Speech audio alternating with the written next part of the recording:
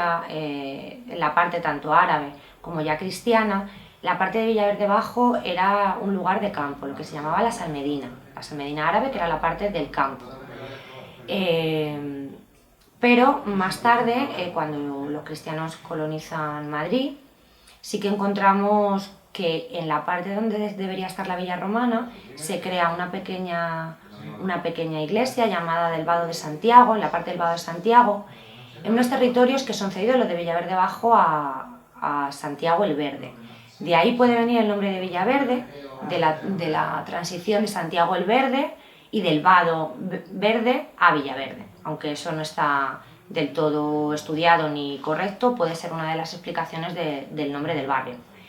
Bueno, cuando empezó la guerra yo tenía 10 años. Nos tuvimos que ir de aquí porque aquí bombardearon un día. Empezó en julio y pues los días que tiraron bombas, cayeron en la estación, en Taller de Puentes. Mi casa se quedó ya toda rajada y nos tuvimos que marchar. Villaverde, bueno, ya sabéis que esto quedó en un principio en territorio republicano, pero a medida que avanzan las columnas, las columnas expedicionarias de Franco hacia Madrid, que entran desde el sur, porque vienen desde Toledo, y entonces a primeros de noviembre ya del 36 ya la presencia es inminente, es inmediata. El Cerro de los Ángeles, Getafe, lo toman a primeros de noviembre y se sitúan ya las tropas de Franco, de Varela, en fin, de los generales sublevados. Villaverde, yo tengo recuerdo de cuando era pequeño, que todavía quedaban restos urbanos de la guerra civil. En Encarnación Obiol con Andrea Jordán recuerdo casas acribilladas a balazos que habían estado en el frente, ¿no? Casas de estas de los años de ladrillo de los años 20, estaba acribillada. Así es porque Villaverde fue frente durante la guerra, desde finales de noviembre del 36 hasta que acabó la guerra. Fue un frente que se estabilizó. El Frente Republicano prácticamente queda establecido en lo que es Villaverde bajo lo que son los talleres ferroviarios, y hay Villaverde Alto está en manos de las tropas franquistas, y hay una zona de terreno de nadie que vendría a ser el cruce, y el frente vendría a ser lo que es la carretera de Andalucía.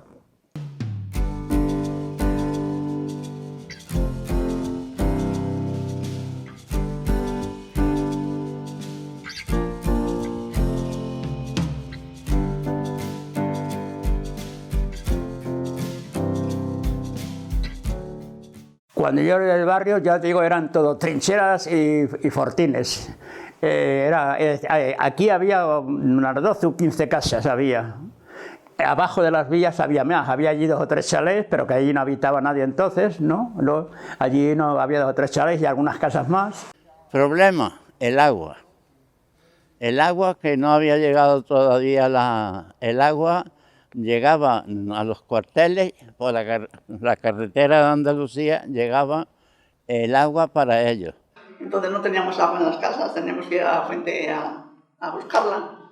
Y íbamos con unas latas, con un marco que poníamos para que no se juntaran, nos metíamos dentro y con las latas, y así las llevábamos a las casas. Villaverde Bajo y el barrio de Rosales, que era este de aquí abajo, ese tuvo agua cuando Renfe metió el agua de aquí.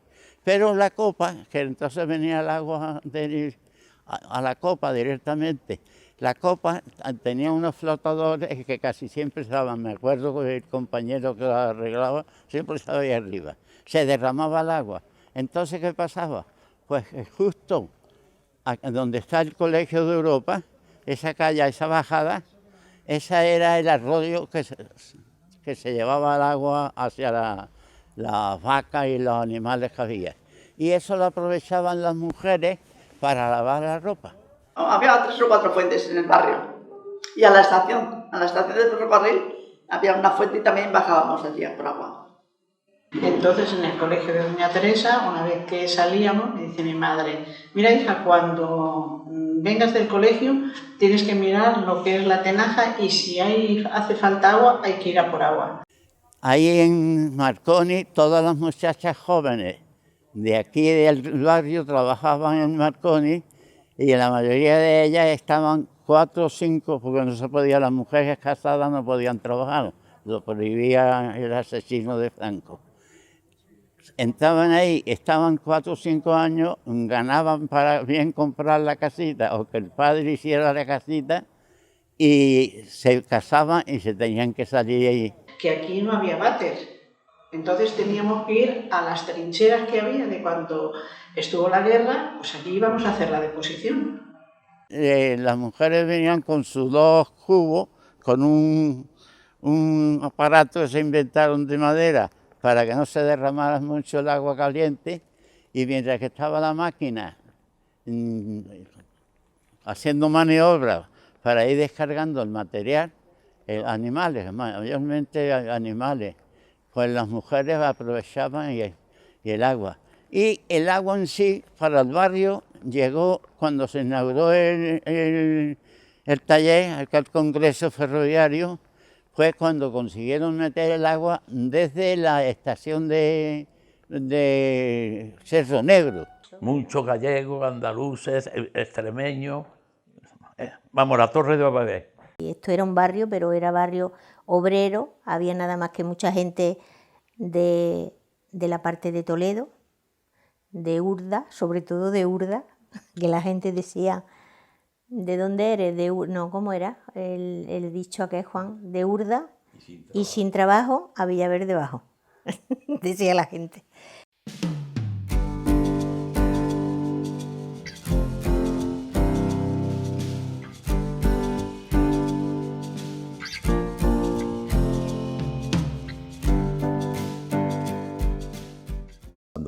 Cuando nosotros venimos, Villaverde era muy industrial. Estaba Botiche funcionando, estaba Medina, estaban los talleres de Renfe, la calle Platino, eran casi todo pequeñas tiendas auxiliares.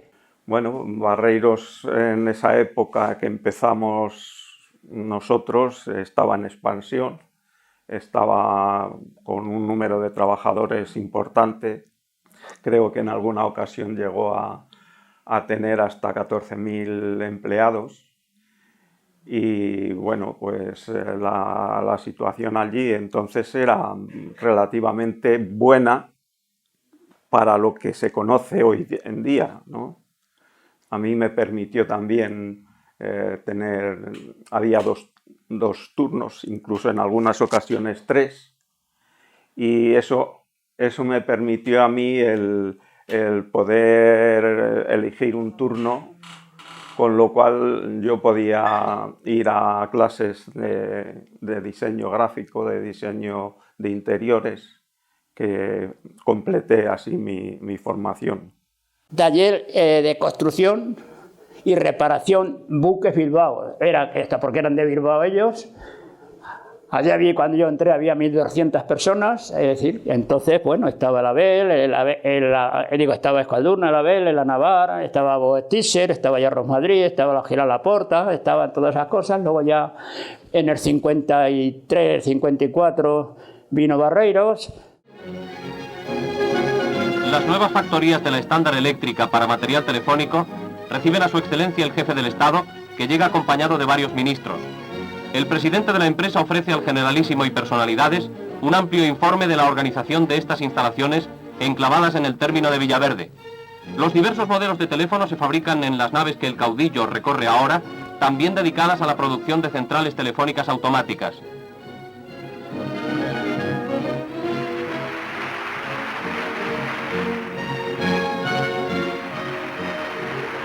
El ritmo de producción general es de 3.200 líneas automáticas y podrá ampliarse a 5.000 antes de un año. Este esfuerzo es signo evidente de que nuestra industria nacional de telecomunicación se halla dispuesta a cubrir las necesidades nacionales. El Generalísimo presencia en las diversas naves los trabajos de los operarios en el turno de la mañana.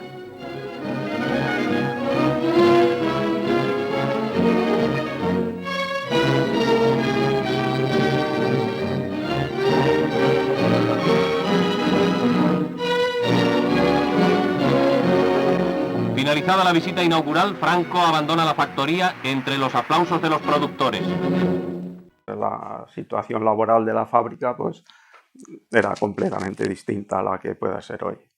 Evidentemente había una participación bastante importante de los trabajadores en los problemas que se hacían en la fábrica, que se ponían por delante, y la participación en asambleas y en concentraciones y todo eso era bastante numerosa. Había una cierta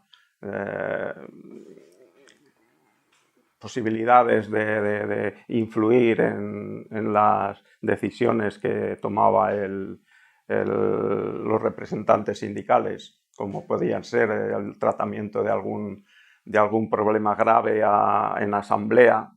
Y luego en el barrio sí que hay, en las calles yo recuerdo que había mucha industria auxiliar, pequeños talleres que luego abastecían. Entonces había en una misma calle los usos del suelo a veces se mezclaban, en esos tiempos, estoy hablando de los años 60, se mezclaban uso del suelo industrial, bueno, pequeñas industrias auxiliares con la vivienda, ¿no? Luego todo eso se va sustituyendo, esas industrias van desapareciendo en los años 70 y se construyen viviendas. La jornada laboral dependía un poco del convenio que se hacía cada año.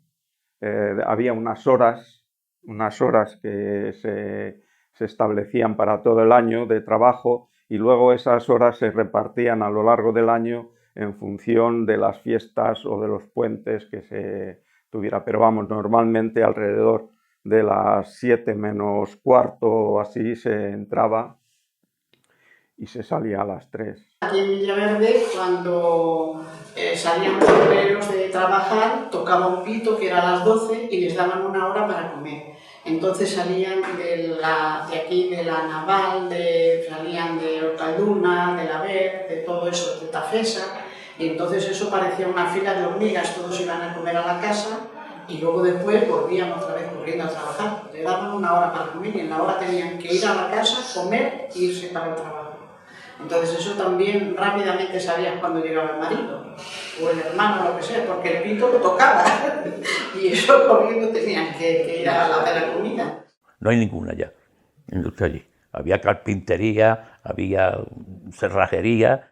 Personalidades de la industria norteamericana del automóvil y el pleno del Consejo de Administración de la factoría Barreiros cumplimentan al jefe del Estado que llega para inaugurar la nueva planta de producción automovilista.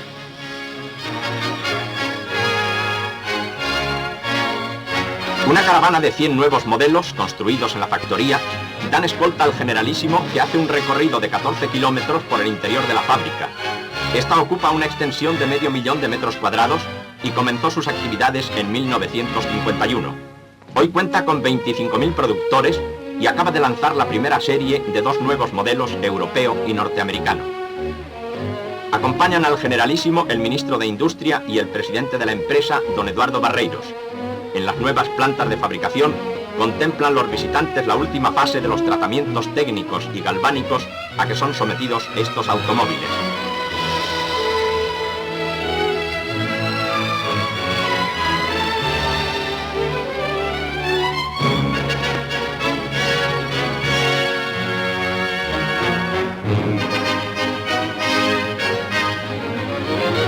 La factoría produce al año 16.500 motores, 10.000 camiones, 4.600 tractores, 890 autobuses y 360 transportadores.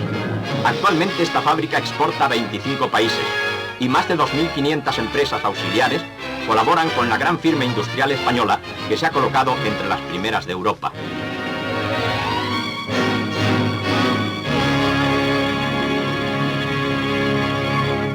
La tecnología era una tecnología rudimentaria prácticamente, no había todavía nada informatizado, se entraba y había un señor que era el que tomaba el nombre con lo que hacías, la producción que habías hecho, la referencia que tenía también lo que habías hecho, la cantidad. a mano, eso se hacía a mano.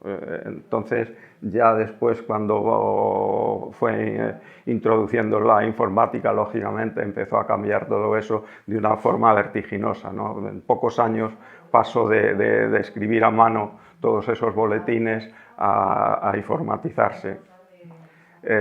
Paralelamente, las líneas de montaje y de producción pues fueron cambiando desde la robotización hasta las cadenas de montaje.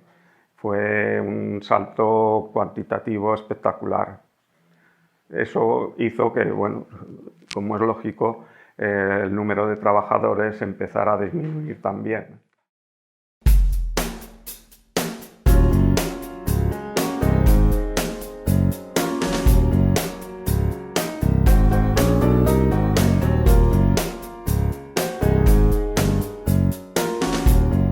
En el año 1927, el arqueólogo y egiptólogo, el doctor Pérez Barradas, que estaba haciendo unas prospecciones en las terrazas del Manzanares, encontró un yacimiento en lo que ahora sería la zona del Novo Sur, en Villaverde Bajo, que en principio se identificó como unos restos que podrían parecer medievales, de época medieval. Cuando siguieron con las investigaciones se dieron cuenta que lo que parecían ser restos medievales realmente eran restos de una villa romana. Cuando siguieron las excavaciones, poco a poco, el equipo del doctor Pérez Barradas encontró dos villas romanas. La primera, fundada alrededor del siglo I después de Cristo, en la cual estaba muy deteriorada, y se encontraron algunos vestigios de que podría haber sido destruida por un incendio. En el estrato superior se encontró la segunda villa, perteneciente seguramente a finales del siglo I, principios del siglo II después de Cristo, en la que sí se encontró, digamos, lo que son los restos que se pueden ver en piedra, lo que es la estructura de la villa. Además se encontraron varias monedas de bronce, sobre todo de la época de Trajano, aparte de otro tipo de vasijas, elementos decorativos, etc. La importancia de la villa romana de Villaverde, aunque no ha sido muy recogida ni es muy conocida, recae que hasta ese momento no se encontraba ningún resto romano en todo Madrid, por tanto era muy difícil rehacer la historia de Madrid si no era a partir de la conquista árabe.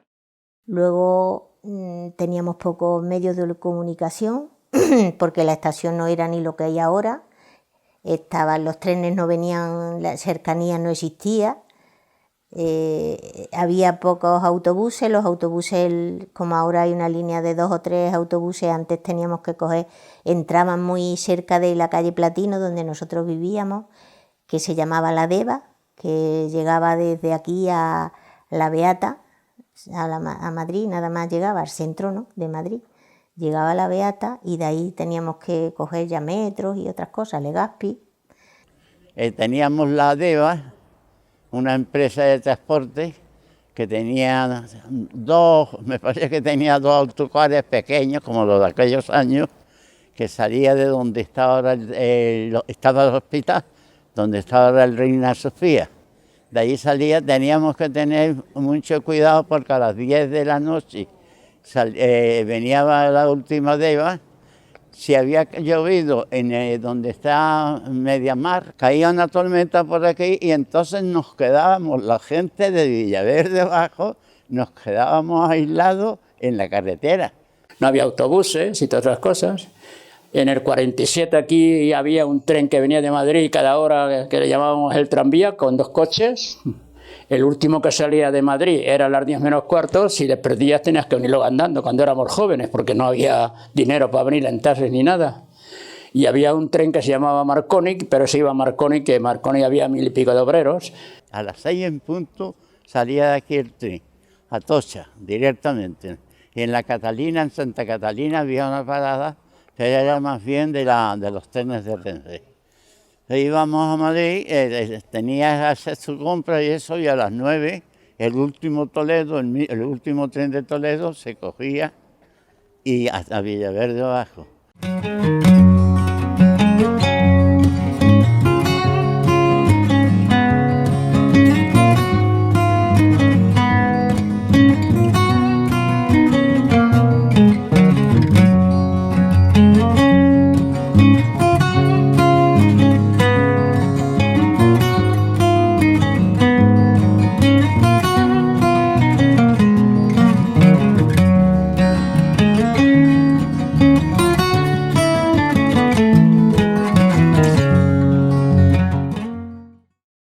Villaverde no se puede entender sin la lucha vecinal. O sea, Villaverde es un barrio que se construye gracias a la lucha de vecinos y vecinas que salen a la calle para movilizarse, y es lo que hace que conozcamos el barrio pues tal y como está ahora, con sus carencias, pero también con todos los equipamientos que tiene, han sido gracias a la lucha vecinal, ¿no? Entonces es algo que hay que continuar. Se ha dado la circunstancia de que en el año 36 el movimiento obrero aquí en el taller era muy fuerte, muy fuerte, muy fuerte.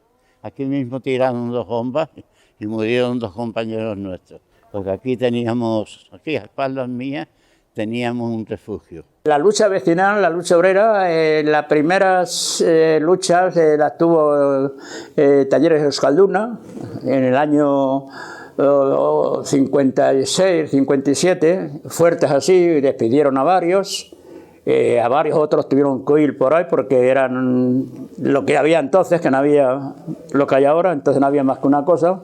Aquello pues fue una vivencia, una experiencia de un barrio muy necesitado de todo, y que peleó mucho por un montón de cosas que el barrio carecía de ellas.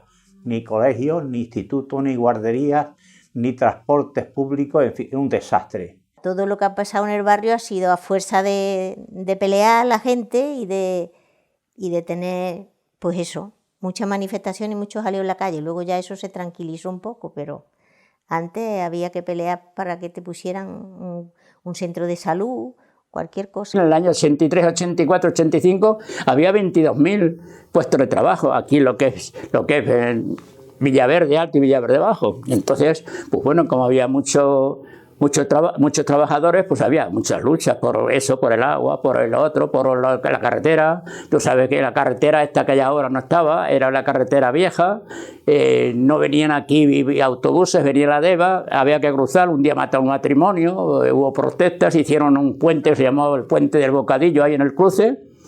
Bueno, y todo eso ha sido nuestra historia, y trabajar. Muchas manifestaciones, porque estaba toda la industria, y había manifestaciones, y estaban los helicópteros encima de los manifestantes. Tradicionalmente las asociaciones de vecinos han luchado siempre por los equipamientos básicos y por la dignidad de un barrio, pero con la llegada de la crisis esas reivindicaciones que eran materiales mutan y surge un nuevo problema, ¿no? Y es algo por lo que las asociaciones de vecinos anteriormente nunca habían luchado, y fue por las necesidades básicas de los ciudadanos, vamos, de los vecinos y vecinas, como pueden ser la vivienda, no tanto como la lucha por la vivienda, como podría estar enfocada en unos inicios, sino más que nada para que los vecinos y vecinas no se quedasen sin casa. Entonces, a raíz de esto, pues las reivindicaciones son como que a partir de la crisis nos llegan 20.000 reivindicaciones más que van enfocadas a bancos de alimentos, viviendas, o sea, todas las reivindicaciones que parecían ya resueltas con la llegada del estado del bienestar, y ya nos enfocábamos un poco más en reivindicaciones postmateriales como podrían ser las de la cultura, el medio ambiente, pues hay una gran recesión, damos una marcha atrás enorme y nos encontramos con que hay que volver a reivindicar las necesidades básicas de vecinos y vecinas.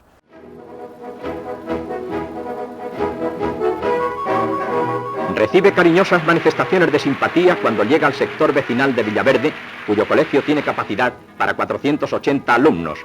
Este grupo de absorción consta de 1000 habitaciones. Con estas 3 unidades vecinales, el Ministerio de la Vivienda ha cumplido el programa de unas obras realizadas en 100 días laborables.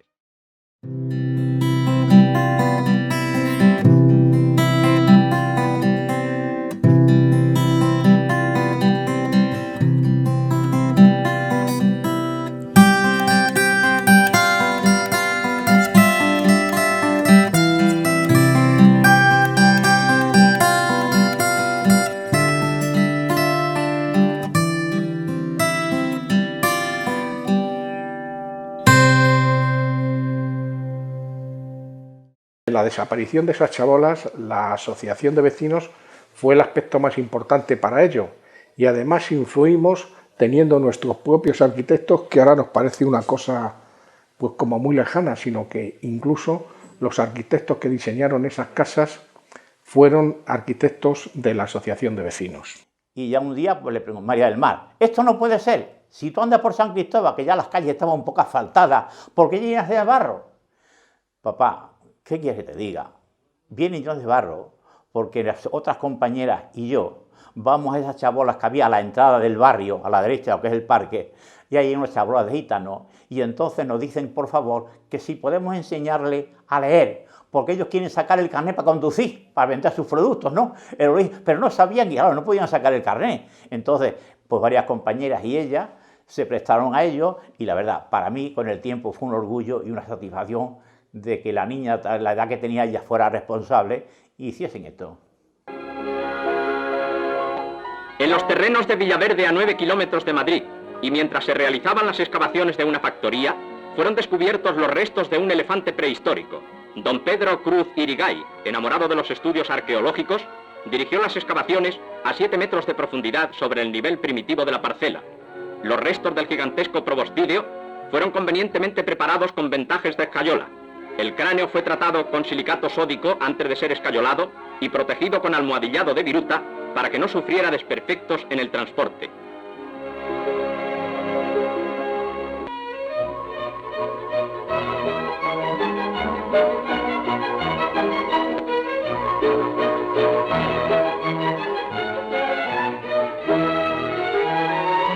Este elefante del Cuaternario, de unos 5 metros de altura y con colmillos de casi 3 metros de longitud, podrá ser admirado en el Museo de Ciencias Naturales, al que ha sido donado, cuando se efectúe su completa reconstrucción.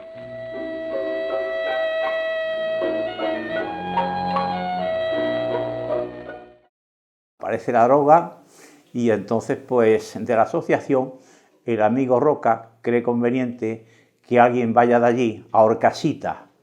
En Orcasita se impartían unas clases, unos cursos con otros compañeros de otras asociaciones de vecinos. El que encabezaba aquello era el amigo López Félix Reyes, ¿no? Y bueno, pues allí estuve 5 o 6 meses con los demás compañeros. Y entonces la metadona aquella parecía ser que pudiese ser una solución momentánea y aquello de la droga, no sé, la metadona, si las farmacias podían legalizarla o no podían... En fin, era un desconcierto grande y se desconocía prácticamente todo, se partía de cero. Como teníamos al final de la calle Platino, había unas chabolas, los niños de las chabolas todos los días venían con las bolsas del pegamento y se sentaban allí en los escalones y con las bolsas metidas en la cara, y eso lo he visto yo, los niños tumbados en la calle, pero drogadictos.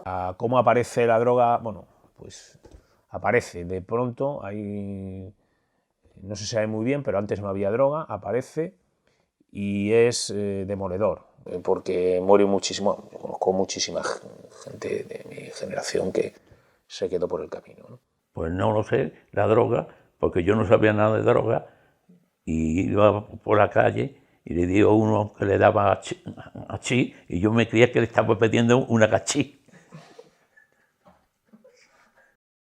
El rey Felipe II comenzó a estudiar diversos planes para hacer de Madrid un puerto. Él había traído la capital aquí a la ciudad de Madrid y quería pues, que de aquí pudieran salir algunos barcos para comerciar y para ampliar su imperio.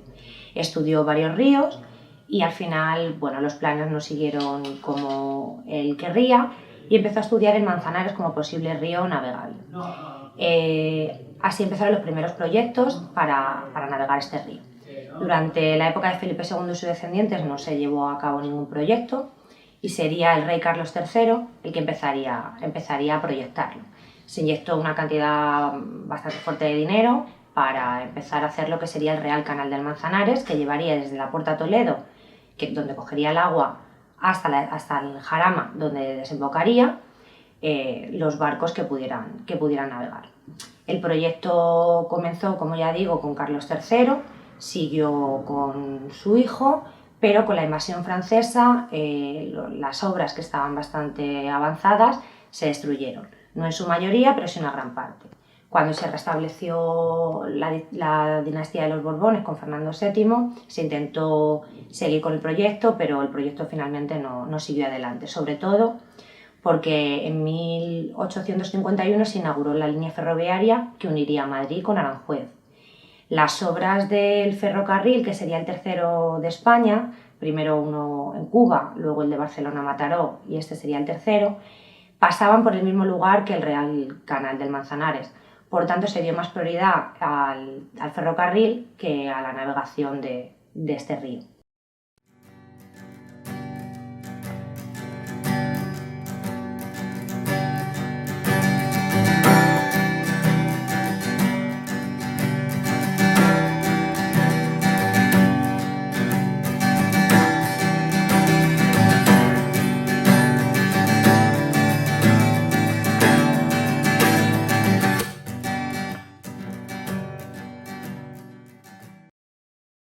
Y bueno, el barrio se va conformando en los años 60 sin muchos planes, ¿no? No hay colegios, el único colegio que hay es el Colegio San Pedro, que es un colegio privado, no hay equipamiento, no hay centro de salud, hay que ir a la Puerta Toledo cuando hay que ir a un centro de salud. En fin, todo eso en los años 70 va desapareciendo, el barrio se va consolidando y los servicios también van apareciendo. Y después la falta de infraestructura en lo que era Villaverde Bajo. Es decir, aquí no había ningún colegio público. El instituto, había que ir tampoco había instituto en San Cristóbal. No había tampoco el instituto de la ciudad de Los Ángeles. Es decir, estábamos muy falto de lo que son las infraestructuras básicas. Lo que era el Colegio de Novija, yo aquello no llegué a conocerlo, habían sido otros compañeros anteriormente. Aquello, por lo visto, aquel colegio se hace, pero aquello no se abren las puertas nunca, ni se equipa con mobiliario, nunca, nunca, nunca, aquello nunca se con el mobiliario. Y entonces, pues los compañeros con necesidades de colegio, porque había muchos colegios, mucha falta de colegios, pues ya deciden ir al Ministerio de Educación, en autocares, alquilaron unos autocares y fueron 2 o 3 veces al Ministerio de Educación, con más razón que un santo, y joder, si está terminado el colegio, ¿por qué el colegio no se abre? Bueno, pues a base de machacar y pelear, estos fueron los compañeros antes de yo llegar al barrio, cada cosa lo suyo, y consiguieron que el Nebrija se abriese. Después había una sospecha de que había unas empresas concertadas de educación, que parece ser que este colegio, una vez hecho, estas empresas se lo querían llevar. Eso fue un concepto que había de todos aquellos tiempos. Pero resumiendo, que el colegio se abre y el colegio empieza a funcionar. Había algún cole, pero eran así muy pequeños, como en naves o sitios muy mal. Y luego ya en el año 73 inauguraron el Colegio Juan de la Cierva y ya entré yo allí con 10 años. La primera obra pública que recuerdo así de haberme fijado en ella, hecha en el barrio, es cuando hicieron el viaducto que salva la vía de la que va a Parla ahora y el arroyo Butarque, que es el viaducto que va del Cruce hasta San Cristóbal, que recuerdo incluso que vino Franco a inaugurarlo. Metió en colector el arroyo Butarque, que era un foco de... El arroyo Butarque, todas las aguas fecales y que recogía, pasaban en un foco de infección porque había rata, de hecho, nosotros cuando éramos pequeños íbamos a cazar ratas a la orilla del arroyo, ¿no?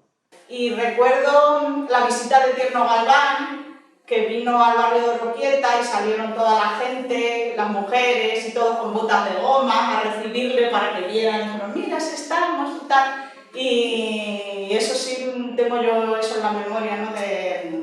de la visita de Tierno Galván y luego ya cuando asfaltaron el barrio de Roquieta y varias calles de aquí, que yo las he conocido de aquí, cuando llegué y ya luego lo asfaltaron. El ambulatorio que hay en la calle Diamante, eso era un montículo de tierra, pero el barrio carecía de terreno, Villaverde Bajo carecía de terreno, no tenía mucha superficie. Entonces los compañeros de la asociación pues acuerdan que allí en aquel montículo, desmochando aquello, quitando la tierra, había espacio para hacer un ambulatorio y efectivamente se consigue. Otro hito importante en nuestro barrio fue la recuperación de las fiestas populares. Yo me acuerdo perfectamente las primeras que se celebraron en nuestro barrio, creo que fue en el año 77 o 76, en el triángulo que hay a la entrada de Oroquieta, en el que ahora es un parque, todo eso era un descampado y ahí se celebraron las primeras fiestas populares de Villaverde Bajo. Los años 80 son los años de la reconversión, de la crisis. Yo recuerdo que ya cuando yo tengo 20, 25 años empieza a remontar, la gente empieza a remontarse de la crisis, empieza a haber menos paro y la gente empieza a tener un trabajo. Y bueno, a principios de los 90, con las obras de la Expo, en fin, parece que hay un despegue, con la entrada de la Unión Europea también, parece que hay un despegue económico, en el barrio también se nota. Pero el barrio ya es un barrio consolidado, que urbanísticamente ya se ha conformado en los años 70, ¿no? Y no cambia prácticamente, ¿no?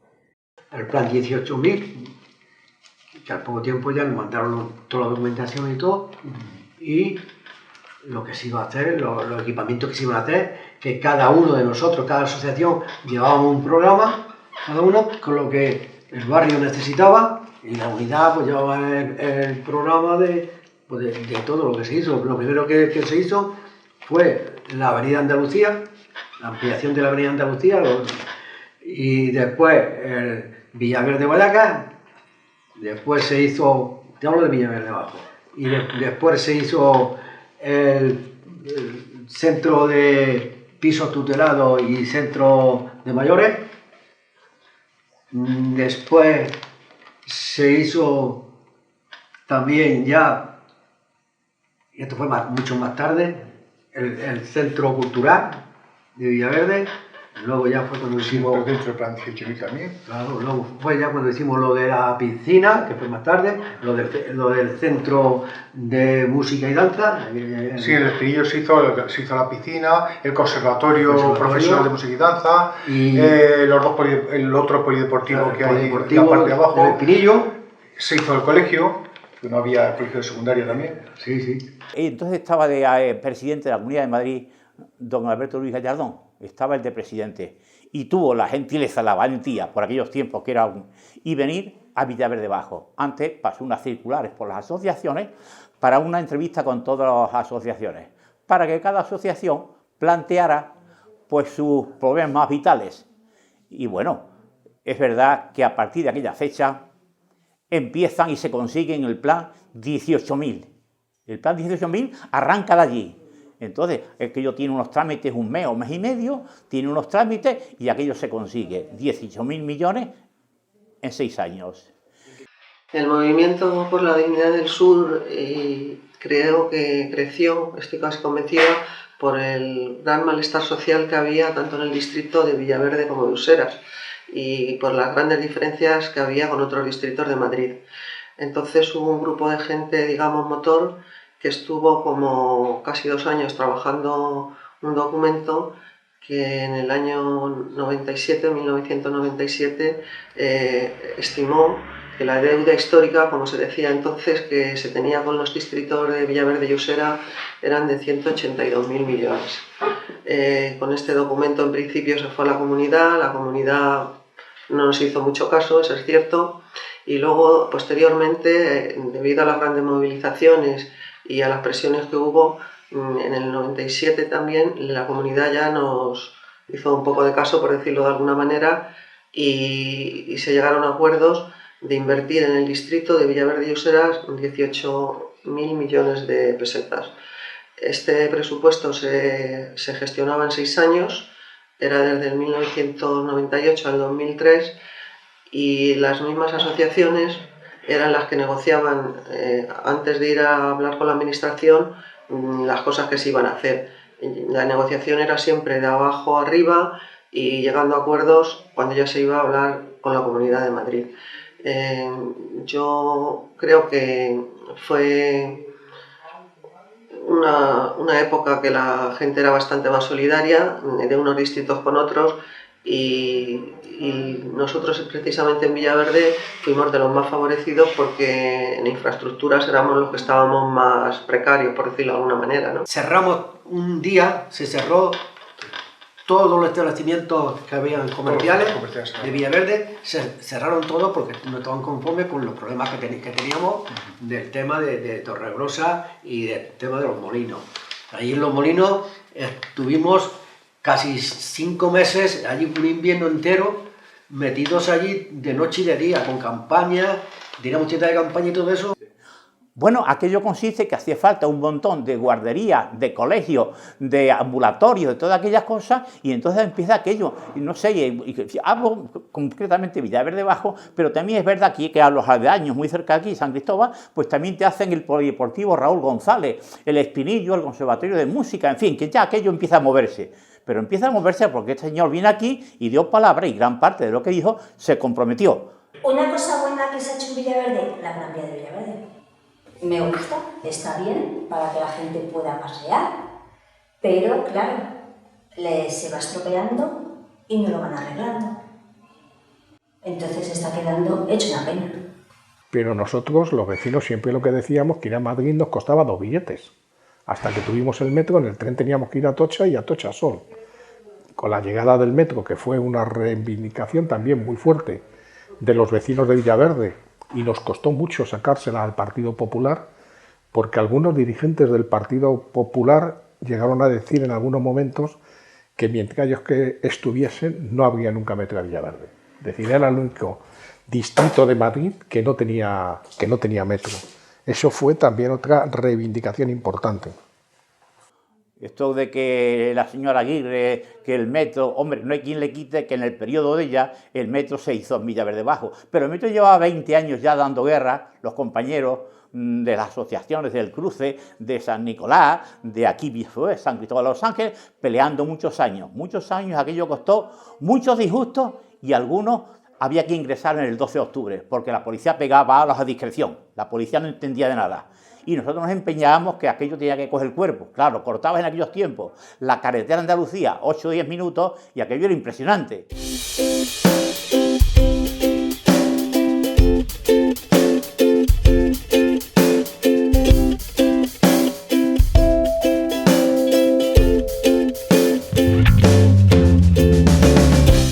O sea, este barrio de Villaverde, la mayoría, o sea, somos muchos inmigrantes. O sea, dominicanos, colombianos y marroquíes. Somos mucha mayoría.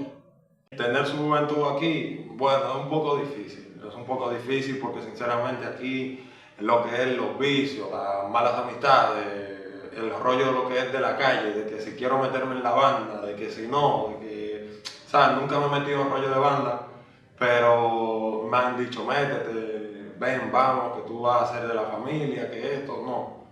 A mí no me ha afectado, pero a mucha gente, a los mayores, gente que ha venido de fuera, que les robaban, los mayores se han encontrado un poco mal porque no se pueden defender, hay gente que no puede salir. Yo tenía una vecina que no quería salir porque le daba miedo de salir porque le vayan a robar, pero eso son cosas de nosotros los mayores. Luego la gente joven tiene más libertad que han tenido nunca. En la calle, por ejemplo, pues señoras que a lo mejor tú pasas por el lado, te cogen el bolso así, como que crees que eso lo vas a robar.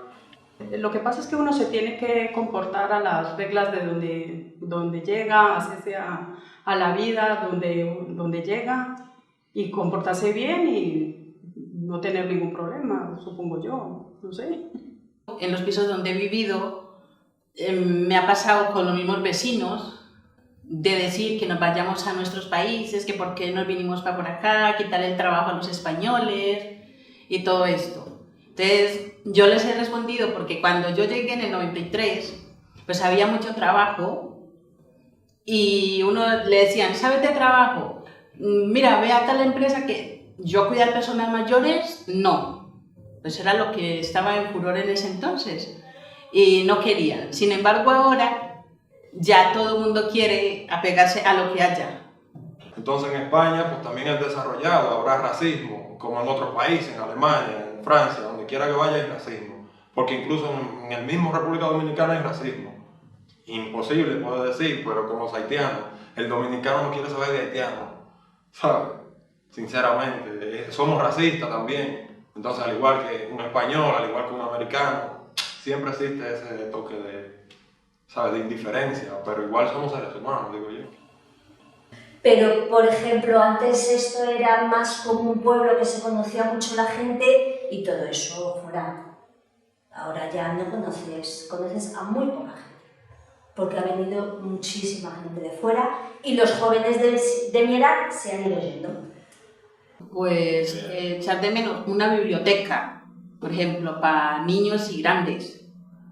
Porque la verdad, si ponen trabajos, los que pertenecen al Nebrija, pues tienen esa opción de quedarse en la biblioteca de Nebrija. Pero una pública como la que había antes, que si habían que estudiar, pues tenían ahí la Caja Madrid, se iban allí. Pero todo eso, poco a poco han ido quitando cosas que eran beneficio para el barrio. Muchas asociaciones que también quitaron, entonces que se pudiera recuperar todo eso para la juventud y bueno, y para nosotros también.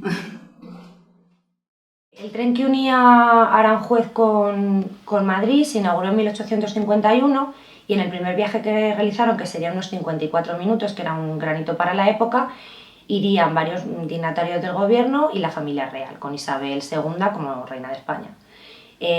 Cuando se proyectó esta línea se hizo una parada en Villaverde Bajo, que correspondería a la misma estación que hay hoy en día. Lo que pasa que estaría en el aparcamiento de la actual. En ese momento, antes del primer viaje, no existía en Villaverde más que 700 personas, un núcleo rural con actividad agrícola y ganadera, pero con esta nueva estación se impulsó una industria pequeña, sobre todo de hornos, de panificadoras y de una industria de tejas, muy pequeña en un primer momento, pero que se impulsó, como ya digo, con la estación. La estación de ferrocarril por la que pasarían también otras líneas fue la que rehabilitó Villaverde Bajo como un núcleo urbano fuerte que fue creciendo paulatinamente, creando bastante industria para ser un pueblo alejado de Madrid, que en principio solo era de agricultura y ganadería. Y finalmente el impulso final fue que la empresa de ferrocarril, que se llamaba MZA, por las siglas de Madrid, Zaragoza, Alicante, se estableció en Villaverde Bajo desde sus oficinas de Atocha.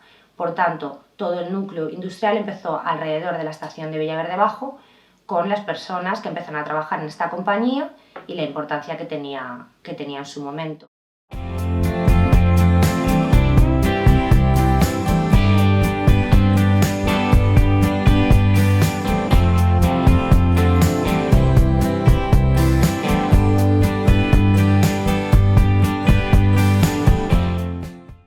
A veces pues tienes que salir un poco de aquí pues a buscar trabajo en otro sitio, incluso pensar en vivir en otros sitios, pero al final lo que te queda es pues que eres como eres porque has vivido aquí y porque has tenido la suerte de conocer un barrio trabajador. Aún así yo entiendo que el barrio juega un papel importante en nuestra vida y bueno, que ser de barrio significa pues saber sobrevivir y vivir el día a día en Villaverde y tener un arraigo a un barrio que no se entiende en otros centros propios de Madrid como pueden ser el centro, sino que es algo propio que tenemos en la periferia, el ser de barrio y de lo que hay que estar orgulloso, y es una de las herramientas para dignificar el barrio. Villaverde, barrio obrero, puño en alto, compañero, quisto en grado, pide fuego, militante y rapero. Clase media es falacia, tenemos la estrategia, revolución es la clave, elevando la conciencia. En cuanto a las alternativas de ocio que puedan existir en Villaverde, la verdad es que son bastante escasas, tanto para los jóvenes más jóvenes que yo o para los jóvenes con unos gustos que se identifiquen con los míos, que, bueno, pues eso, soy cantante, soy músico y ya no solo para ensayar, que también me tengo que ir fuera del barrio a ensayar, sino para la oferta que hay aquí es que es prácticamente nula. Tienes que ir fuera del barrio para poder tocar, para poder enseñar lo que haces. Entonces es quizá un poco triste, pero no solo eso, cualquier tipo de ocio. Quieres salir de noche y no puedes salir de noche por Villaverde porque no hay sitios para salir de noche por Villaverde. Quizá por eso no hay gente por las calles de noche, porque no hay dónde salir. Tienes que irte al centro de Madrid. De Villaverde yo, ¿cómo lo veo? Pues lo veo con muchísimas necesidades.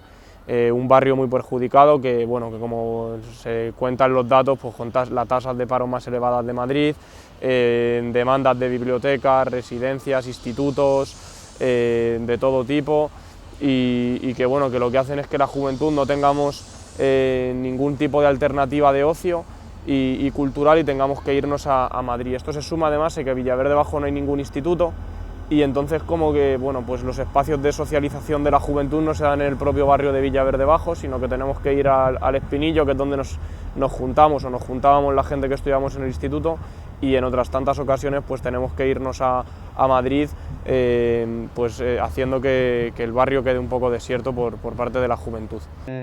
A la hora de si quieres estudiar un grado superior, un grado medio, hay muy poca oferta de grados en Villaverde, te tienes que salir del distrito, moverte fuera de aquí. Bueno, yo entré en la asociación de vecinos porque tenía algunos amigos y compañeros del colegio que estaban participando y bueno, pues compartíamos un poco pues la misma trayectoria, habíamos estado juntos en el cole y teníamos un poco pues la misma visión del barrio y bueno, pues que éramos jóvenes que teníamos los mismos problemas, ¿no? Pues falta de recursos públicos en el barrio, pues no tenemos una biblioteca donde estudiar, había un instituto que se construyó casi cuando nosotros empezamos el instituto, pero si no te tenías que haber ido a Getafe, no teníamos ocio, el ocio era el del centro comercial el fin de semana y no había ningún lugar donde poder compartir, si acaso algún centro cultural que abrían.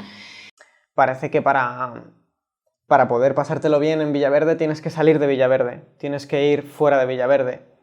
Es como que es un sitio para vivir, pero que realmente te cuesta vivir. Lo que también sería interesante destacar que en los barrios no solamente pasan cosas que denunciar, sino cosas que sentirnos orgullosos y orgullosas y es que es lo bonito de este proyecto. Con mono raído y mano manchada, de aceite y callos, herramienta usada. Llego a esta oficina, donde todo habla, de canal a dígito y olor de finanzas.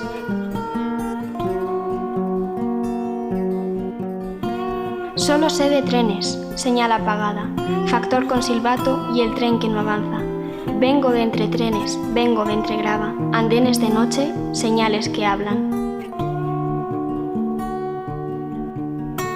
Donde los factores y el mozo que engancha forman más que trenes, de dolor, plegarias.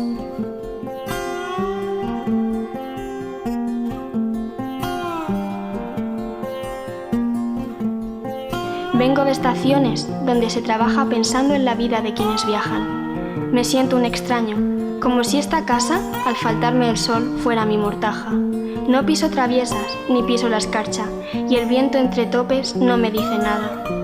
Ni el vagón que viene, de sombra alargada, trae del silbato ecos de añoranza.